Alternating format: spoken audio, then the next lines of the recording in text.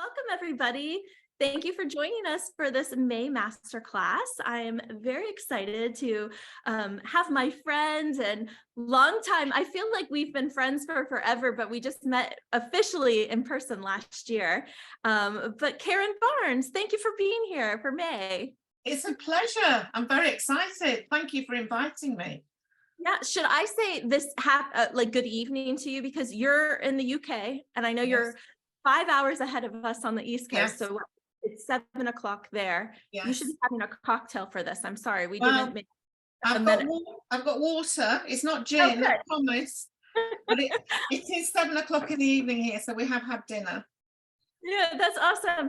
I am actually traveling. So as you guys might recognize, this is not my normal office. We were trying to figure out what this looked like, but it was the most interesting background in my hotel room. So Karen said, "Are you in a cage?" And I said, "Well, I guess I am in internet land here in a cage." But welcome, everyone. Thanks for having or coming along. I wanted to invite Karen into this conversation because I haven't been experiencing a bit of competitions and judging and Interflora. And when I think of all those three things, there is no one that is more fitting to join along in this conversation than Karen. So thank you guys for being here. I know this is a busy day for you. You were designing, I saw earlier in the day, the 100th anniversary for Interflora and doing a huge installation. Can you fill us in a little bit just about that? Of course. So it's Interflora, its 100th birthday today. And so I was asked just a couple of weeks ago, and I did joke with the people that asked me to do it that they had 99 years to organize this and they gave me 10 days notice, but hey ho, that's the industry, isn't it? So it was to put a 100 structure outside their head office, which is in a small town in sleepy Lincolnshire, and it was to just have a mix of bright summery colors and flowers, and then have it outside their head office and get the local community of the town to come and put stems in.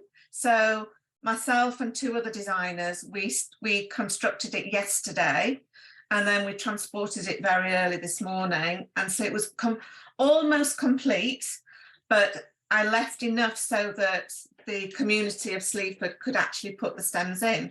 And under, should I say, a watchful eye, we made sure that they didn't pick up a pair of scissors or a knife. So we actually cut them and they placed them in. And it was great for the local community. Everybody loved it. There was cake, there was a little bit of champagne and lots of photographers. So it's great marketing for Interflora. And as Corrine has seen, I did a slow mo or a time lapse yesterday of us making it. So that was quite cool to do. So it looks like we were very busy and very quick, but it actually took about 8 hours. Yeah, I know. And it was a giant installation. So it was really impressive, but it's such a nice thing to be a part of. And I'm sure the community was just smiling ear to ear. They loved it. And some of the people that I saw actually used to work at Interflora, or their sons or daughters did. So it almost brought everybody back to reminisce about the old times. But yes, it was a fun day. It was great. Yeah, you have a very storied career, I would say, with the floral industry and Interflora in general. You've been a part of that brand for ever. Yes. So when I started my floristry career, when I left school, I went to work for an Interflora florist and went to college at the same time. And then when I got my qualifications, then I went to manage a store that was an Interflora store. And then I left the industry to have a baby. And then I went back and bought my own business, which was Interflora. And then I was a consultant for them in product development and photography. I don't mean actually I didn't take the photographs, but I styled them to camera. And then I was offered the role of product development, head of product development at Interflora. So I was there just under 11 years until 2017. So I feel like Interflora's always been in my blood. I'm a huge supporter of it. And of course, at one point, FTD, who all of you will be very familiar with, owned Interflora. They no longer own it, but it's still owned by an American company. But I just have Interflora in my blood, and I'm very fortunate that with the business that I have now, I am free to work with all sorts of different parts of the industry globally. So when Interflora asked me to help organise the World Cup, I was there like a shot. And of course, now with the marketing of the 100th birthday, it was lovely to have my hands on flowers, actual flowers for Interflora. Because a lot of the work for the World Cup is all about organising sponsors, the competition itself, the schedules. It's all about paperwork, organisation, and the logistics, all of that sort of thing. They could trust you with it since you've been so along the ride per se, and you know how they like things. So it makes it really, really easy when you're like, who do we need to call? Karen. So you're never too far removed. You've been doing consulting though since 2017, as I understand. 2017, yes, that's correct. Yes, I have.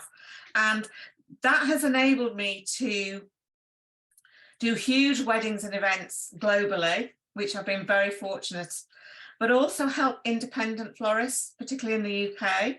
So I would say that, you know, if anyone in the industry knows of me and is struggling, and that can mean they're struggling in business, or it could mean they're struggling that they're not sure where to go and how to grow the business. It could mean that they need help with staff management or training. And that doesn't mean just floristry training. It could be customer service. It could be how to project themselves in front of a client. It could be all sorts of a manner of different things. So, and I would say one of the biggest things is that florists want to know more about weddings and how to plan them, how to organize them, and how to get the big weddings. That's always a huge question to me, because I do some teaching as well. And to the new students, they always want to aspire to be a huge wedding and event florist or floral designer. And I always have to say, well, you need a lot of experience, but go and get some experience from those that are doing it now. And if you open your own store or studio, don't expect to get those huge events and weddings straight away, because it's hard work to get them, as we all know. And it also depends on the area of the country or world you are, to whether people have the money to spend on these weddings and events. So yes, I hoped I help a lot of florists in the industry. There again, I also help a lot of big corporate businesses, so online gifting businesses. I do quite a lot of buying for a big global brand, Smithers Oasis. Yeah, so there's lots of different things I do, and I can only put that down to just being old, and I've done it. Yeah. And that's why I've got the experience, you know, I've been in the industry a long time, so I've got a lot of experience.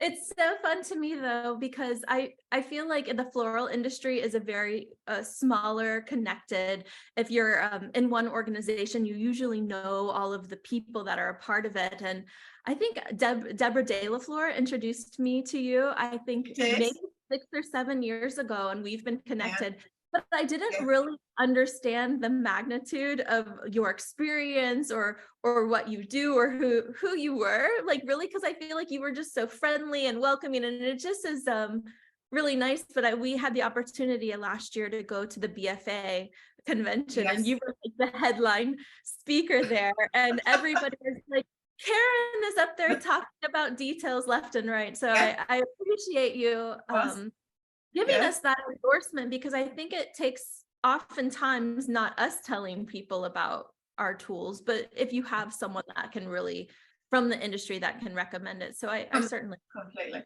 I mean, I've always said that networking in our business, and in indeed any business, but particularly in the flower industry, I think is so powerful and valuable.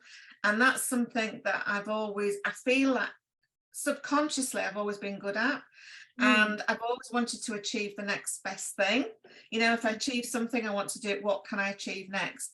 And I was very fortunate in the late, I'm going to really call my age out now, in the late 1990s, I won a scholarship from the Society of Floristry in Britain.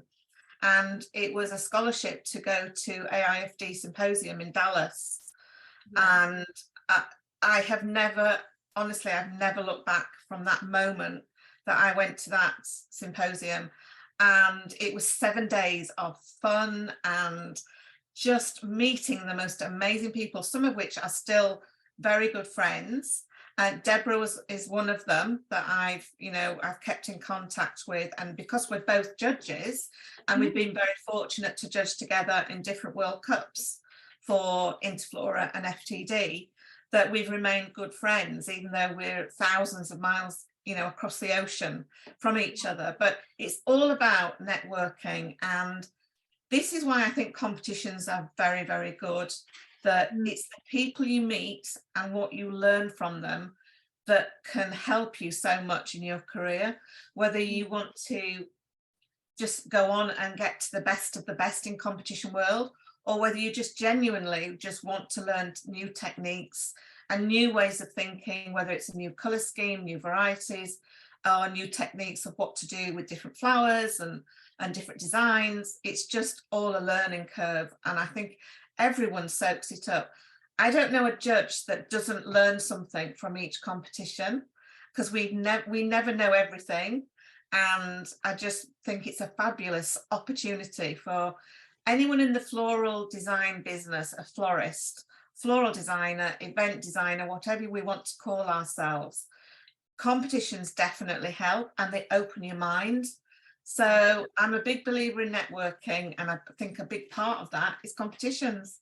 Yeah, I completely agree with you. When I felt like I had started my business, 18 years ago, I was really just doing everything of what I thought was neat. And until I came to an event almost a decade later to see like an AIFD, I realized there are hundreds of people out there that have the same passions as me, the same draw, like it was such a great place to connect with people. I feel like it is very inspiring. And when you see people do some simple techniques, you can bring that back to your city and you'll look like a rock star that has just like so much ingenuity or so spectacular.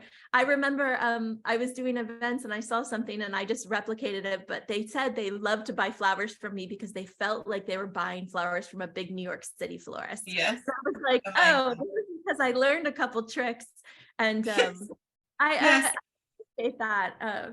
So when did you first get involved with flowers? So you've been in the industry decades, but can you imagine your life without flowers now? Like how?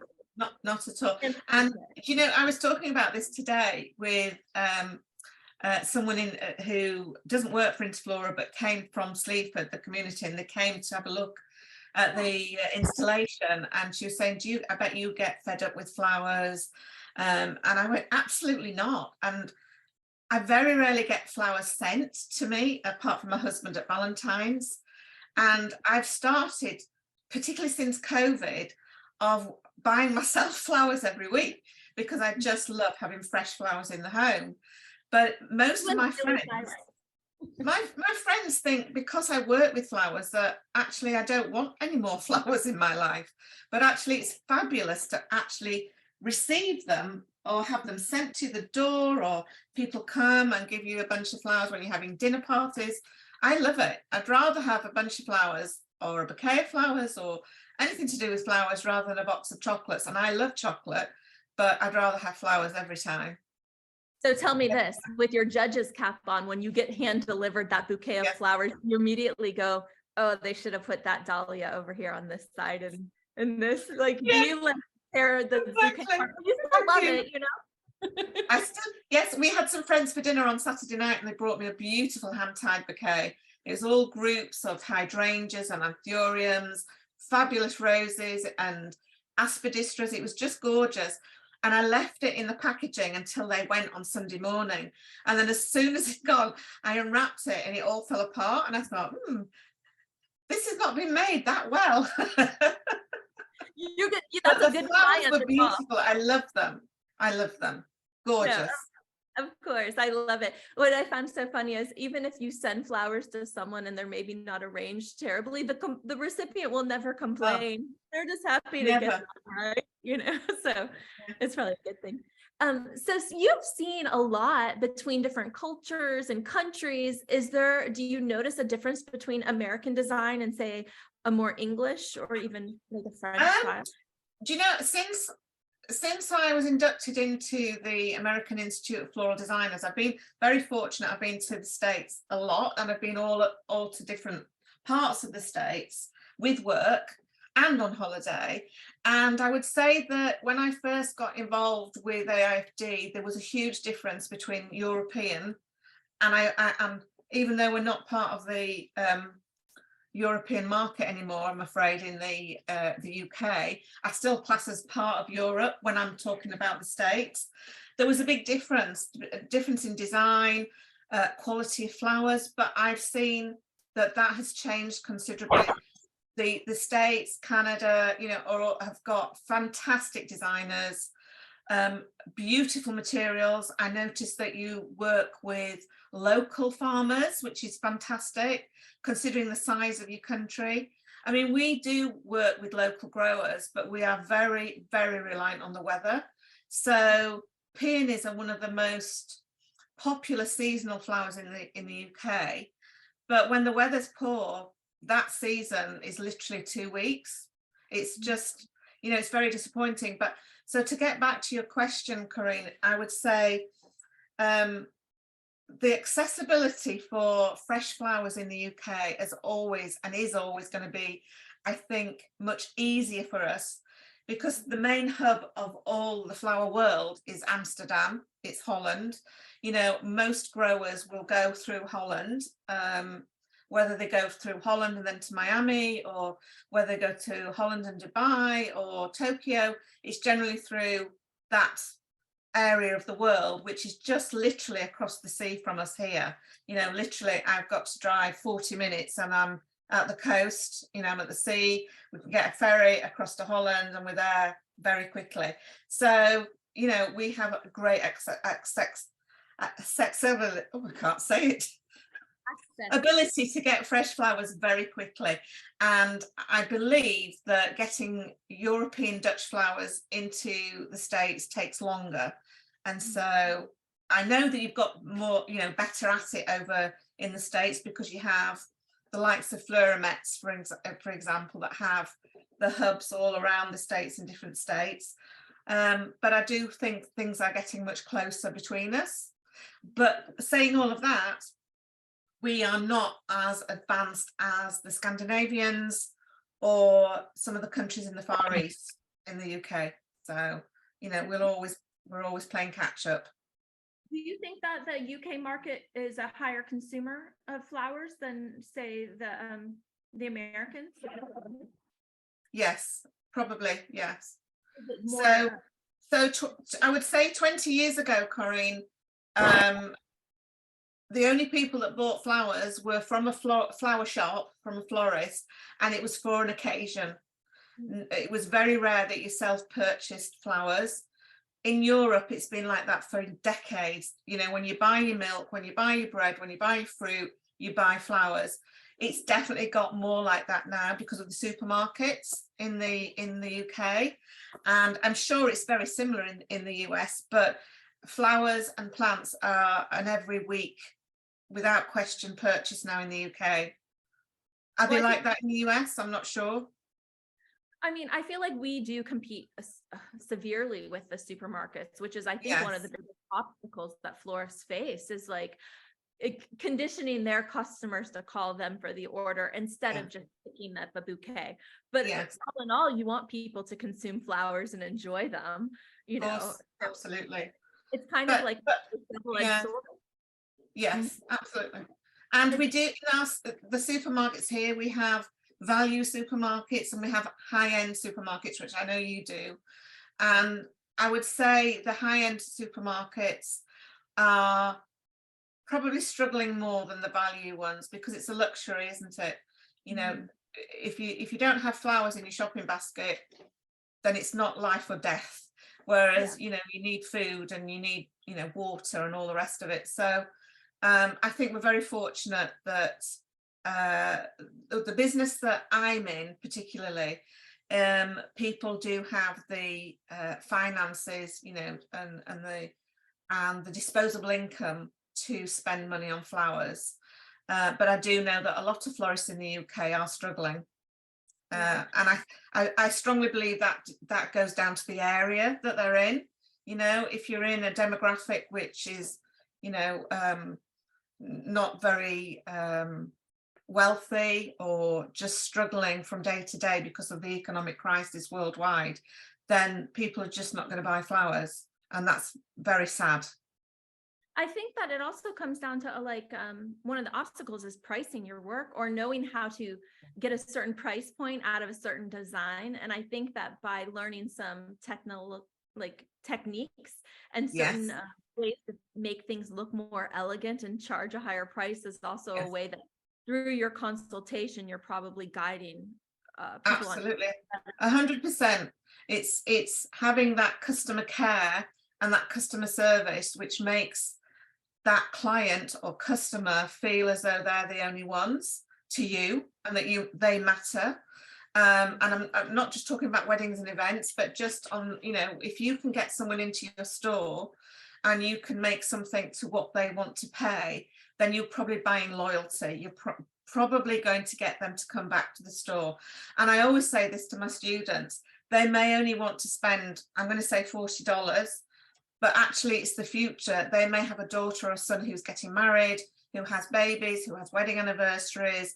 You know, they may have a golden anniversary coming up, and it's all those future events that they will hopefully come to you for.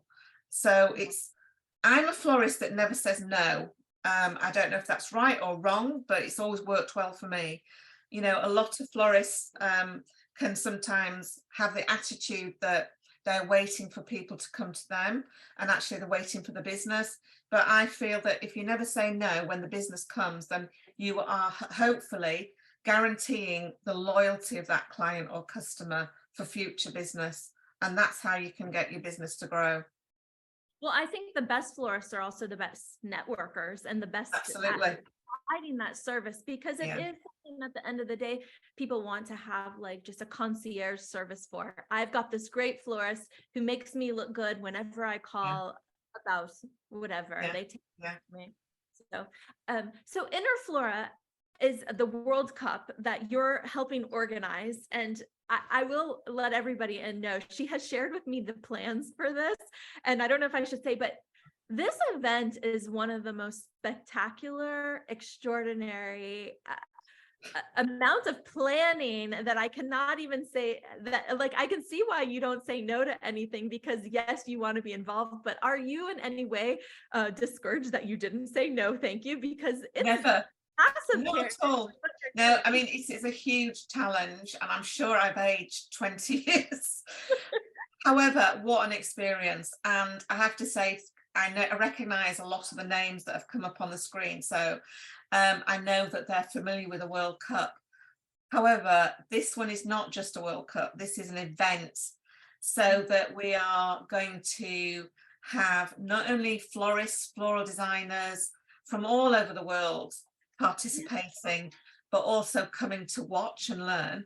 But we're also inviting the everyday consumer, the everyday person on the street. If they're interested in flowers, they're going to come, because we're doing this as an event. So there's lots of demonstrations, there's going to be some music, there's going to be ice cream stalls, there's going to be coffee machines, there's going to be gin wagons, there's going to be, I mean, it sounds like it's going to be a party. Hopefully it will. I mean, it's very serious, the competition. No one knows that more than I. However, we want it to appeal to such a broader range of people, so that we are highlighting and showcasing the beauty and the joy of flowers. And if any young people, and we've got a lot of college students coming, not just from the floral industry, but from all sectors, if they are interested in flowers, why would they not look at possibly studying floristry and going to school, go to college? Because I don't know about the States, but in the UK, we are having a decline in young florists.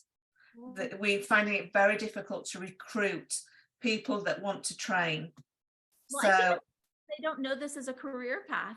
And I feel like that is one of the things that discourages a lot of young people. And I mean, if I had been introduced to flowers in college, I know that I would have gotten involved in the industry much sooner than I did. So I do think you have a whole section too where you're inviting, I think, like over 20 floristry schools from around the country that are going to have a competition within. That's right. That's right. Yes. Yes, we've invited 20 colleges or independent floristry schools from around the UK, and they are sending in a portfolio, and then we will judge what they send, and we will then have 10 colleges that will come and compete on the Saturday, which is the only day when the amazing World Cup competitors won't be competing. They'll have, in effect, a little bit of a day off until that final, which is the evening. So we thought it'd be great to open it up to the colleges so that people can see that actually there are some young people, there are new people, not necessarily young, but new people to the industry who are learning. They've all got the same schedule. They're going to be competing under time conditions in a live audience scenario. So we're encouraging, hopefully, the future of floristry in the UK and indeed around the world. So I'm glad you mentioned that, because I had forgotten for a moment. Well, I feel like it's a big part of what we're doing as far as our mission, because we're really involved in universities here too, and more from like a software or a business sense, but also in connecting the whole industry. And I think that's one of the biggest things I don't think people recognize about what Details does, is that we love to support events like this because we feel like it's the only way for the future of the industry to grow. Is if there are sponsors of these events that help them take place. You know, if you were organizing something but didn't have people like us that would come in to support it, then it wouldn't be a successful event. So we are hoping that it will help grow, and we learn. I mean, right now I'm in Montreal for the Florida Villes, which I would love to talk about, but just seeing how flowers affect different communities or the cultures or the communities. These floral spectacles are bringing more awareness to flowers, the excitement of the artistry that is behind it, introducing the blooms. And when you show people flowers they have never seen, they're more inclined to ask for them, or that the florist designing them gets business from them too. It's just someone seeing them or like, oh my gosh, it's And so, well, as you know, I mean, we're delighted that you're going to be part of the World Cup. So thank you very much for being part of it. And I know your software is helping me enormously with the huge task of all the flowers and foliages, etc., that I'm bringing in for the floral decor, which is a huge venue. And for those who don't know, it's actually in Manchester in England in September. And the emblem of of Manchester is the bumblebee. And it just goes so well with our theme of the World Cup, which is our natural world. And as we're all aware, you know, the bees are so vital for our planet. So it's all tying in very, very nicely. And I think, sorry.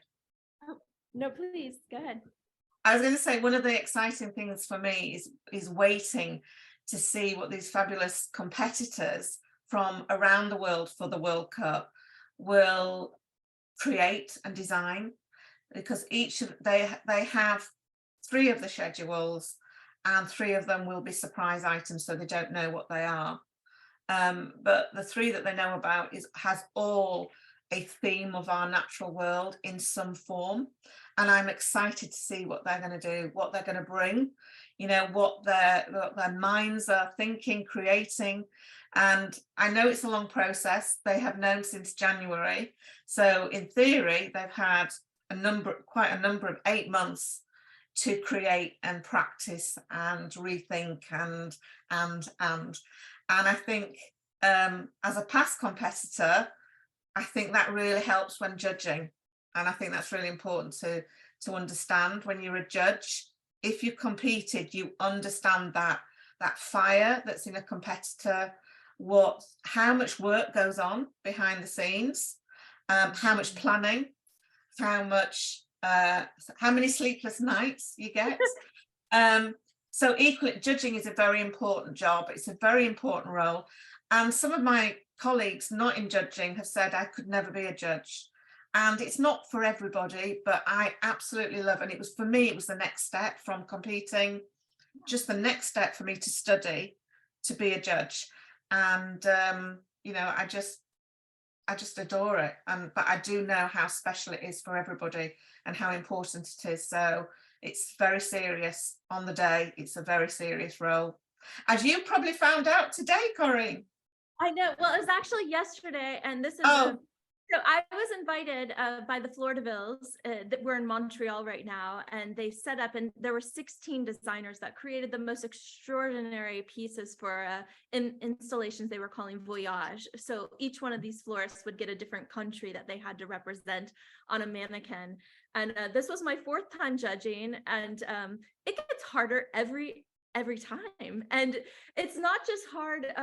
You know, it's hard to look at these pieces and kind of dissect them to say, well, what is better? Well, my interpretation, or, you know, you really want it to be a soul feeling, but I feel like there's so much artistry involved that it comes down to pick a winner is so stressful, because you feel like you're breaking hearts as well. Like, I love this for this, and I love this for that. And like, well, what are the things? And then I start realizing that I'm going around, well, I can see the mechanics on this one, so I'm going to have to deduct some points. And like, really the only way is like looking for the faults. And then I find that I'm not enjoying the piece as much, because I'm like inspecting it for like the minor details, or, you know, they didn't use a real banana there. They used a fake banana. They should have really gone along and used only like things that they should have. So but to me, I make more enemies than friends when I'm judging. And that's not why I'm going to these things. You know, I want florists to see and meet us and be like, oh, wow, they're here. But I'm like, I made 14 florists really angry. Like 2 like that. No, but well, maybe it's not anger. They're just disappointed. And I have to say, at the level of the World Cup, it's very structured, the marking. All of us have had, you know, not only experience, but we studied judging. So we know what all the facets are. We know how to mark. And I would say that for anyone who isn't aware, the judging, well, any floristry competition, I would say, we start with the highest marks and we deduct marks. So we don't start at the bottom, add marks, we do it the other way. And it's generally under 4 different categories. I don't know how Fleur de Ville was for you, but it's generally under idea, composition, colour and technique. So that, and then each one of those is broken down into various different formats under there. So it's very structured. We have deliberation, and for the World Cup, we're actually going to be managed by Florint, who you know, are a world leader in management of floristry and floral design competitions, particularly in Europe. And I've worked with them many times before, and they are very rigid to make sure that everything is fair. And we have a technical committee that are second to none, so that they will be, I'm going to say patrolling, that sounds a bit harsh, but just in the prep areas of the World Cup, they'll be there just making sure nothing untoward happens. Everything is fair, everybody's treated fairly, and the rules are abided by. So I have 100%, you know, conviction when I say Florint are a great tool, or a great organisation, should I say, to be involved with the World Cup again. They're brilliant, fantastic people. Yeah, so there's going to be 3 different designs the designers get judged on for the main competition. And Yeah. does it break down? Do you go from like 20 designers? And these are from all different parts of the world. Yes. I see Jenny Thomason, who is our US Yes. representative. Yeah. Hi, Jenny.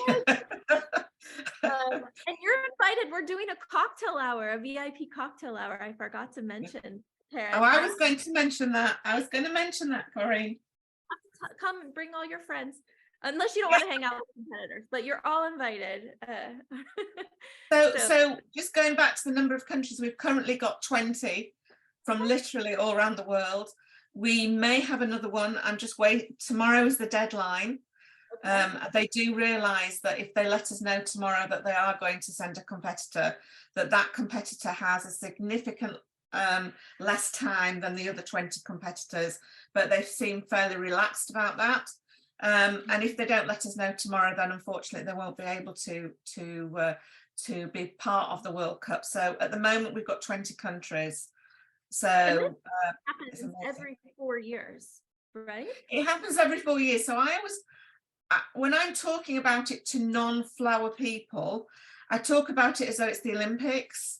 So it's something that happens in the floral industry every 4 years, and it happens in a different country, different city every 4 years, and it takes 4 years to plan. However, I have to say with COVID and one thing and another, I have to say we've only had 2 years to plan it, which has made it a little, 2 years sounds a long time, doesn't it, to organise a competition and an event, but actually the size of it, it's been a challenge, but we're doing brilliantly. We're on target. We've got a great event company that are working alongside us to make sure that the lighting, the rigging, the entertainment is all done for us. We just have to make sure that everything is in the right place at the right time, as with any event and competition. It doesn't sound hard, does it? No. Well, and I think if you're like really just a floral enthusiast or anybody, it's just such a great city to go and experience that part of the UK there. Yeah. So we're going for a week, and I'm excited to be involved. Well, those who can, come to the World Cup, that have the time to come, it is a fabulous part of the world. It's on the edge of the Lake District, which is just so beautiful. And it's literally an hour away. I mean, Europe's only an hour and a half on a flight. Scotland is only an hour on a train. It's because we're such a tiny country, and we often think that things are a long way away. But actually, when I come to the States, it's nothing's not very far away at all in the UK compared to you. I feel who has to travel 4 hours to go to the supermarket. What's that all about? Well, you have just been involved from like one event to the next, because here, last month you had the coronation. So that was probably a huge event. Huge, absolutely huge. And then last week we had Chelsea Flower Show. Yes. And tell me about that. You were a judge in the Chelsea Flower Show, which for me, I watch and I see Princess Kate around, and I see this. So give us more, fill in the details. Well, there's nothing quite like Chelsea. I used to compete there, and there is something very special.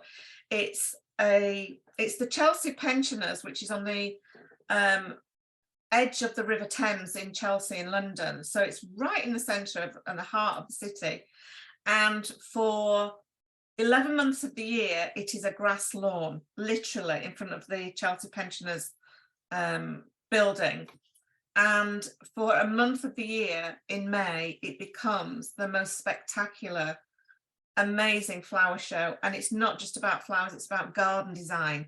So these gardens, which are exhibits and are worthy of gold, silver gilt and bronze medals, as well as best in show, they have less than 3 weeks actually to get onto the area, the site that they're going to be creating their garden spectacular, and they transform it into whatever they are designing, and it really looks like it's been there forever.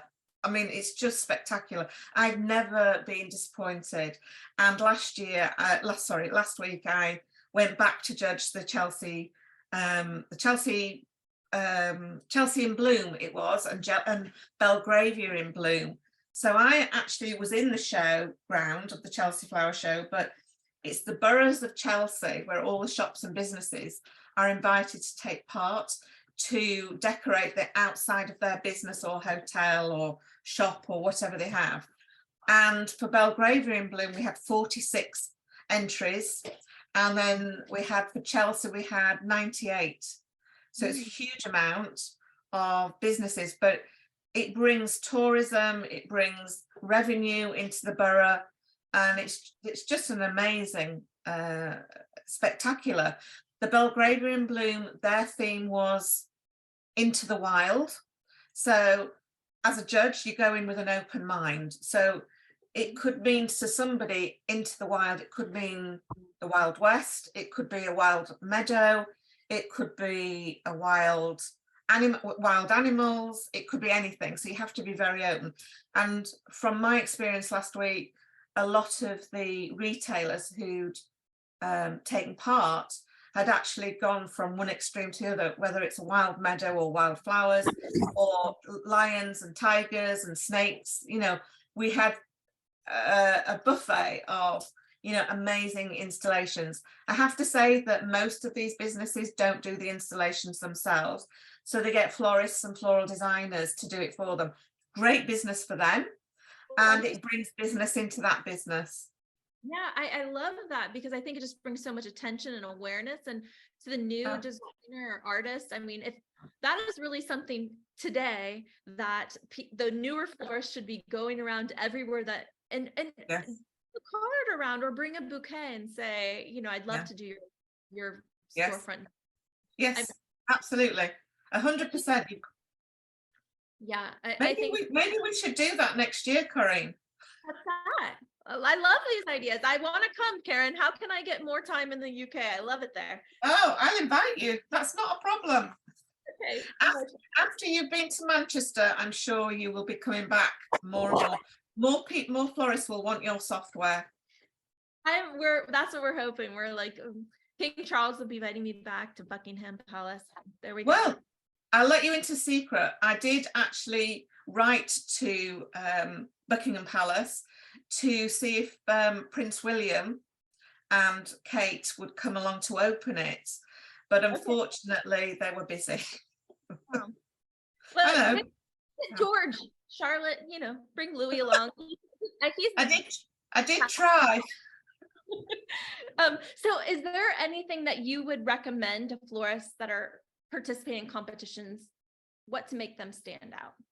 Like, what is going to... Well, I would say the number one for me is to read the schedule. Read it and reread it, because you'd be surprised how many competitors, not only at World Cup standard, but any competition, they think they've read it, but actually they haven't. So some of the rules, some of the measurements, some of the words, you know, they don't resonate with them. And so they will probably lose marks because they haven't fully understood the schedule. And I would say the next thing is practice. You know, it may seem hard work, it may seem financially, you know, hard to keep practicing, but actually if you practice, then it will, I'm not going to say it's going to be perfect, but it's the old saying, practice does make perfection. And when you think that 20 countries are sending the best of the best to the World Cup, that each competitor will have to be on their game 100%. So, you know, I think it's an amazing thing to be part of. And, you know, even to say you've been part of the World Cup as a competitor representing your country, what an accolade that you've got, you know, to put on your CV, just to on your bio, on your website, just talk about it, write books about it, and you'll never know where it can lead you. So the current world champions from Australia, and that's Bart Hassam, which I was very fortunate to be part of the judging team in Philadelphia in 2019. And he has taken his win from strength to strength. And he just literally travels all over the world doing workshops, masterclasses, demonstrations. And yet he has a fantastic floristry business in well, it's in Melbourne or near Melbourne in Australia, but he has a great team behind him that allows him to, you know, go to Taiwan or Japan or Europe or Italy or wherever. And in fact, when he's over in Manchester this year, because he's going to be one of our demonstrators and hold a masterclass workshop, which will be phenomenal. I believe he's going on to Italy and Spain afterwards because it's so close for him. You know, when you think that he's coming all the way from Australia, and he's going to be doing workshops there. So he's making the most of every moment of his title.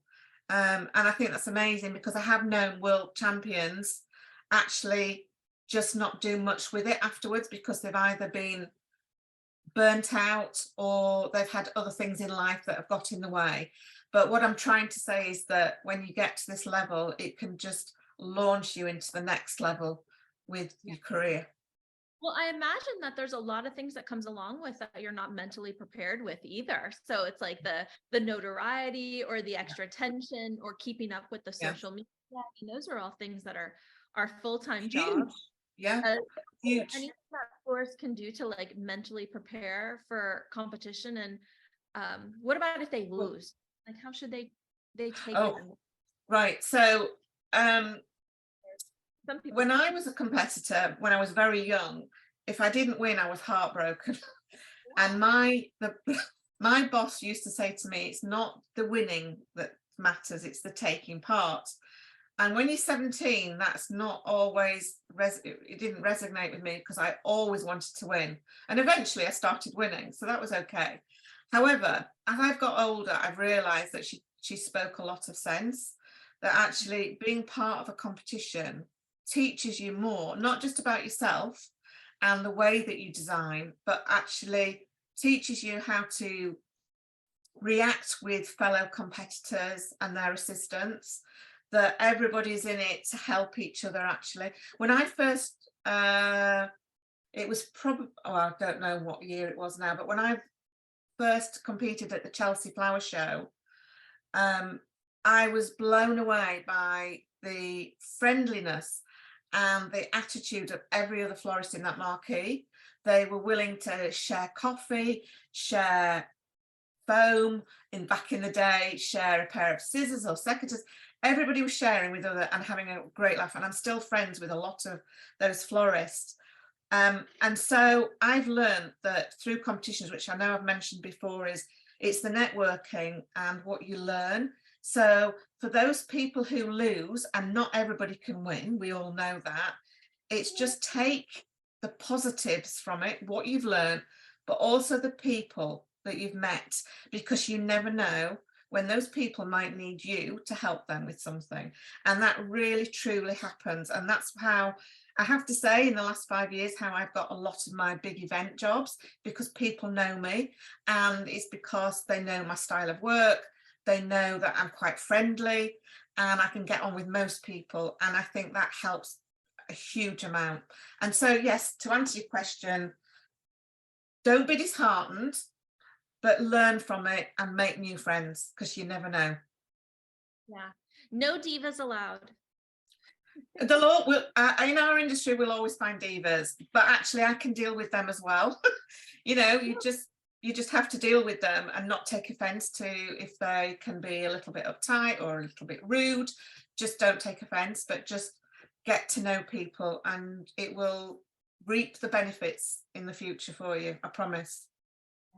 And I would say being prepared too. We're working as the AIFD procurement software also to help with that event. And it's funny to me, all those well-known names that are very late to like turn their things in. And that, like, I always think it's funny because it's like, oh, such a diva there. They're like, no. List and all these different things, but it really is so helpful to the organizers when you're on time, just the same way our wholesale send them orders early or this. So I think just always remember all the people and thank the people that are helping orchestrate all of this. And I think those make the best competitors too, don't they? Like, I mean, maybe the judge doesn't interact with them often, but when you know, you're very thankful for these? Well, I mean, I've been involved with many AIFD symposiums in the workroom, on the designer stage. You know, I've been very thankful for the opportunities I've had. I have to say that the World Cup is very different in terms of there are very strict rules that will be in the preparation area. So it's not like a designer prep room where people come and go, and it's all sort of, you know, very flexible, I would say, fluid. In the prep area for the World Cup, it will be regimented, not regimented, sorry, I don't mean that, but it will be fit for, you know, being fair in this world-class competition. And people will not, I mean, for instance, if you haven't got a badge and a wristband, you will not get in that room whatsoever. You know, we've got people on the doors, they've been trained. So, because it's not fair to the competitor, you know, if you have tons of people just walking through. So, and I know at AFD, and I'm not, you know, I'm not being rude to the AFD at all, because I love them. But, you know, it can be that several people will walk through a prep area for a design stage piece at any one time. And it's all very friendly, you know, but in the competition, it won't be like that at all. Yeah, you're going to have someone at the door now. At the door. Give some tips for anybody that might be a spectator that might want to come to see this floral spectacle in the UK. Any advice on what they should wear, what they should bring, and when should they start getting their tickets together? I imagine hotels are probably quickly. We're very fortunate that there's a lot of hotels in the city of Manchester, and Manchester Central, which is a most amazing building. I've shared it with you, Corrine. So it's a very old train station with the most amazing ceiling, roof, whatever we want to call it. It's a brick building and it's just fabulous. And fortunately for us, it's all on one level. So from an organisational, logistical part, no one has to go in a lift or an elevator. Everything is on one floor. So even the loading bays are all on one floor. So that's brilliant. But there are many lovely hotels around the area. And it goes from budget hotels up to 5-star hotels, lots of theatres, bars, restaurants. It's just going to be a fantastic venue for this competition. So, and we'll be hosting a VIP cocktail hour there for the competitors and any friends. So we're going to be giving away a few tickets later in a few weeks. Yeah. So if anyone wants one, please let me. Anyone who wants to come to the World Cup, please buy your tickets. I know it's a long way from the States, but I know a lot of people are coming from the States. In fact, they're coming from all over the world, so that's fantastic. And I'm sure Jenny will be bringing an entourage with her. I hope she is. But tickets are selling very quickly. In fact, the gala dinner has sold out. So that's the final night. That has, when I say it sold out last Friday. We managed to get another 7 tables to fit into the room. And so we had another 80, because each table holds 12. So another 80 odd places, but some of those have already been sold over the weekend. So anybody that wants to get involved or be there, I strongly advise you to book your tickets. But there's also live streaming as well. So if you can't come to the UK, you will be able to buy tickets to live stream it on your smartphones or smart laptops or whatever they are. So it's accessible to everybody. Wonderful. Well, we'll be sure to share along, and we're just so excited to be involved with this. We love anybody that is willing to put love and passion into flowers just to share it with everybody else. Thank you guys all for joining us. I'm not sure if there's any questions for Karen, but how can they get in touch with you after, Karen, if someone wants to inquire into your consultation services? Well, I have a website and I'm also mainly on Instagram. Do you want to share the details, Corrine? Or yeah, we can share that with our follow-up. That would be great. And I'd love to hear from all of you. Yeah, please let us know what you think. And I'm always enjoying to meet you and Yeah. speak with you. So we're going to have, when I can pull you away, hopefully you'll be done with all the logistical work and you'll be able to actually enjoy. Are you one of the judges for the competition? No, I was asked to be, but because I'm involved with the competition organisation, and also I'm responsible for the floral decor of the venue, I just can't do it. I just can't do it. So I've stepped aside from judging. Okay. So And I know I you're know. that one shouldn't have won. This one should have won. I have faith in the judging panel, I promise you. But I'd love to hear from any of you. And if anybody's got any questions now, I'm very happy to answer them if I can. Yeah. And I'm wondering too, floral fundamentals, I think you mentioned, are some of the people that are helping you with the inside floral decor. So inside the Manchester train station, not only are the competitors going to have their areas, but inside it's going to be like a huge floral spectacle with, I think, benches and bicycles and phone booths that are covered in flowers. It's going to be like a typically English village. So we'll have a village green with a bandstand, with a band, who won't be playing all the time. So, because I was very conscious, I didn't want the sound to upset or hinder any of the competitors, but we've got lots of different entertainments going on. But there will be typical English telephone boxes, post boxes, lamp posts, park benches, lots and lots of stuff. But I don't want to give too much away, but it's going to be very different to what you've seen before at a World Cup. Well, so many floral opportunities for good photo. Oh, huge. Instagram's going to go wild. I know. I feel like that is just one of the things that I just love most, and seeing how people interpret the design through their stories, right? Oh, yes. Yes. Well, so it's going to be amazing.